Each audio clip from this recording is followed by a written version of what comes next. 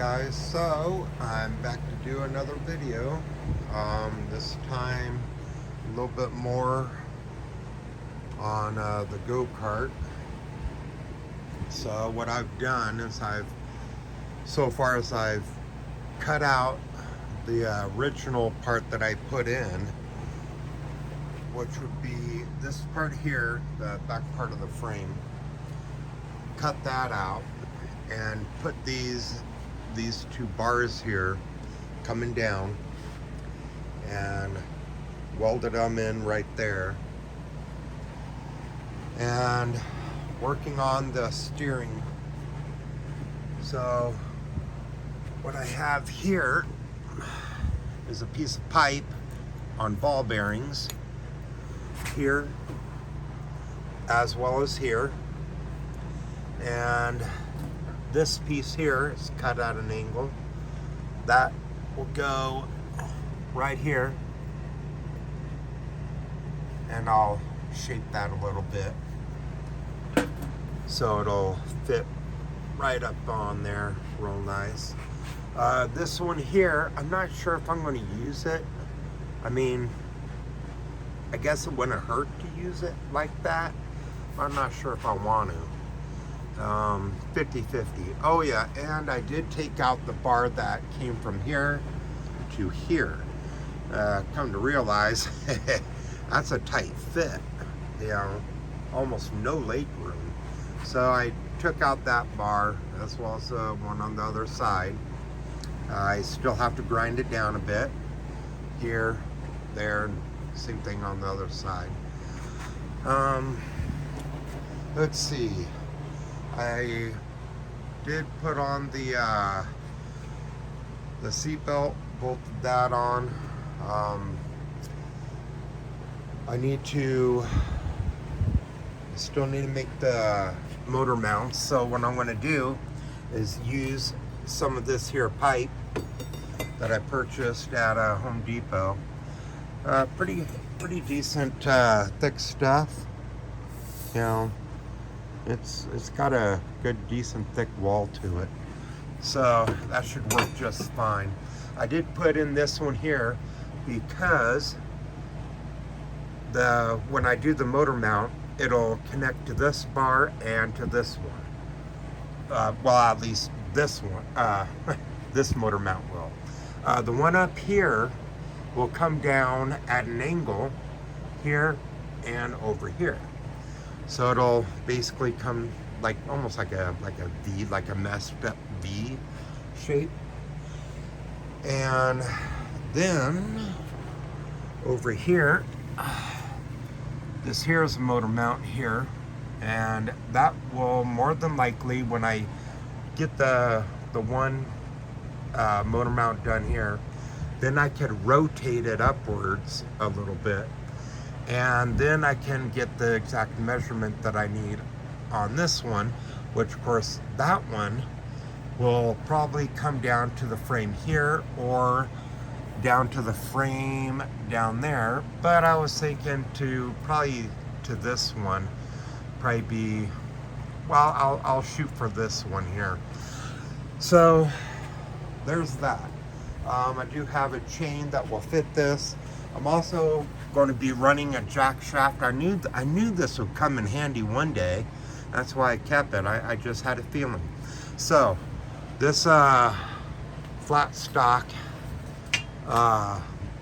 metal here, use some of that there, and basically how this is going to go. Oh boy, this thing is so heavy.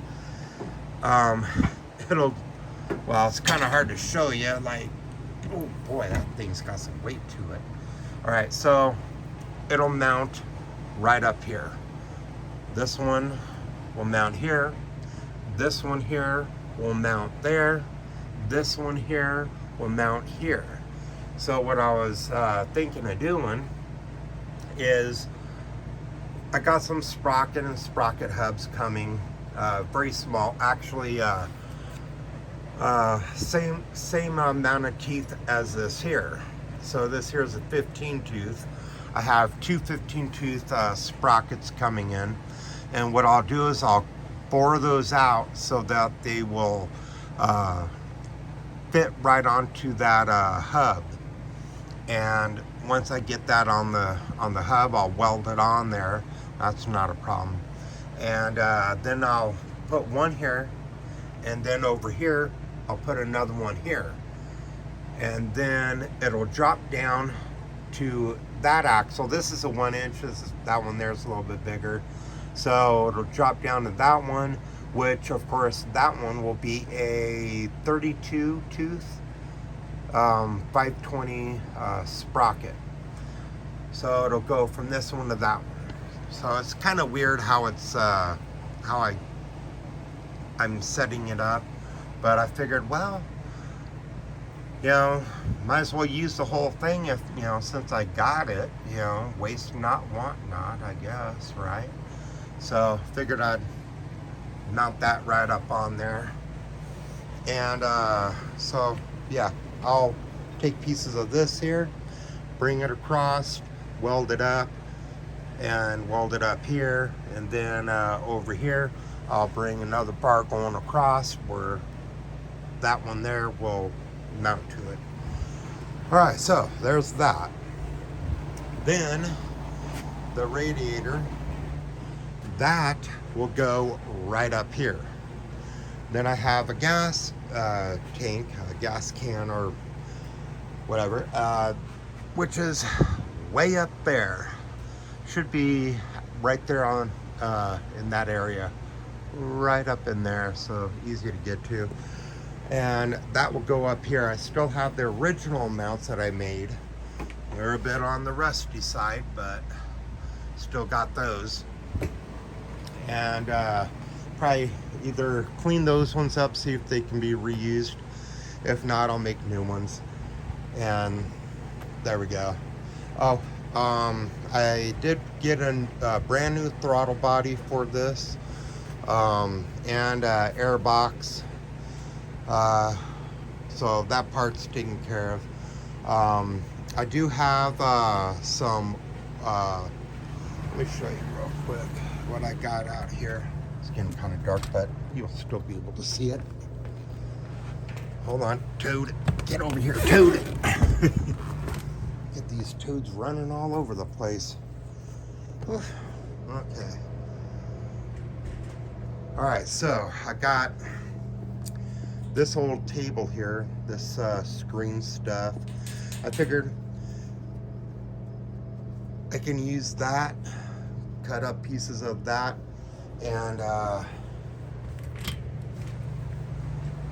put it right across here, going straight across. And then the legs on it is a pretty decent round stock metal, which would make a good framing going across. So I figured I'd do that as well. The seat cushion, this is super crazy thick. I don't need it that thick. I'm not going cross country on this. No, it does not have suspension, but the tires, how big they are, they kind of create their own suspension. These wheels, I'm not going to be using those. Also, I won't be using the, shoot, I can't remember the name of these. They'll come to me. A little bit tired here, but not bad. All right, so won't be using those, won't be using the rims. The rims are split rims. They're okay, but they're pretty weather beaten. I don't know if you can tell, but they've been around, and I mean around. And the bearings are shot. I figured, you know what, I'll just get some new ones, and since I'm replacing all that steering stuff there, figured, why not? Also, this piece here, I'll be remaking this here. I've done it before many years ago on a go-kart that I made. Basically, it'd be kind of like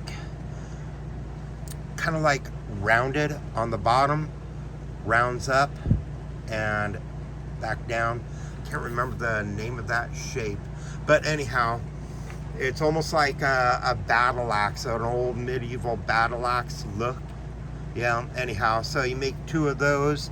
One goes here, one goes there. The rod goes straight through, kind of basically like this one here does. See if I can get you guys in there and show you that. There we go. So, anyhow, there's a rod that goes straight through. There it is, you can see it now. And is welded in there. So I was like, okay, they kind of did it the way I did it, you know, before. But the way I did it before is it's adjustable. All across the bottom, there's different holes going all the way across the bottom. So you can have it just like this here, or you can have them further apart. Actually, I wouldn't do it like this here. I would do it a little bit different, you know, where they're not stacked on top of each other, but a little bit more right next to each other, basically, one here, one there. That's basically how I did it last time, and it worked good. It worked real good. Yeah, and this here, I'm gonna cut that. Cut it clean in half, pretty much. Also, same thing with the seat here. It's way too thick, bulky. It doesn't need to be that thick. It doesn't need to be that bulky. Also, the seat doesn't need to be that high. I mean, this thing's pretty darn high up there. It doesn't need to be that high up there. I'll probably bring it, trim it down to about, probably right about here. It needs to be redone anyhow, because the top bar, it doesn't sit the way I want it to. It's kind of off, you know. So I'm gonna bring it down so it's not sitting so high. Cut the foam clean in half. Save the other half for later, just in case, or I don't know. Then of course I have these here already mounted in there, and I have a big old bag of them, so I'll probably grab one of these, go over to Lowe's or Home Depot, find the screws that fit it just right, and put that all together. I'll reupholster, I'll not reupholster it, hasn't been upholstered. I will upholster it. Put something on, let me think. Thinking black, or maybe something like I did my my little racing mini bike, where it's kind of has a nice design. I don't know, it's 50-50, you know. There's so many different ways I can do it. I got plenty of time to think about it, so no problem there. Also, that screen that I showed you outside, right before, you know, I got attacked by a toad, you know. Also put some screen going across here. Why? I do not know. I'm still trying to figure that part out. I guess because I can. I don't know. So yeah, got plenty of work still to do on it. I'm going to leave the wiring, you know, on this for like absolute last. Oh, and I got the bearings coming for this. They're supposed to be here today, but they're running late, so got a message they'll be here, I believe, Monday, they say. So I figured, okay, all right. So I have the bearings come in sets of 2s. So I'll have one here on that bar, one on this bar, one on this one, and one on that one, which should leave me, let's see, 1, 2, 3, 4, leave me an extra bearing. Do I need that many bearings? No, probably not.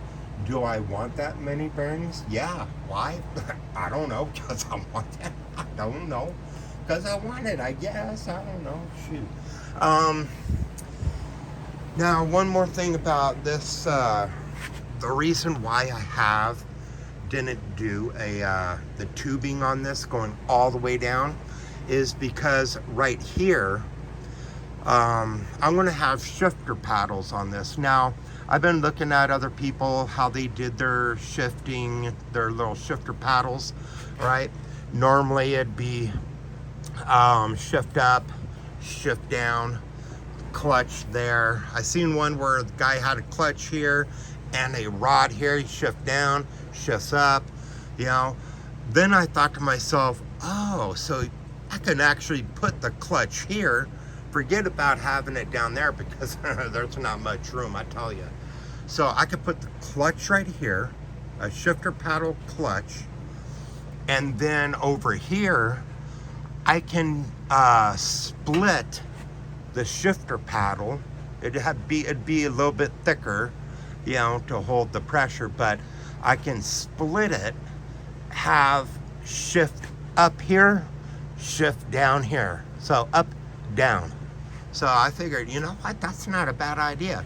So here, the cables will come up to a lock ring. It's a split lock ring.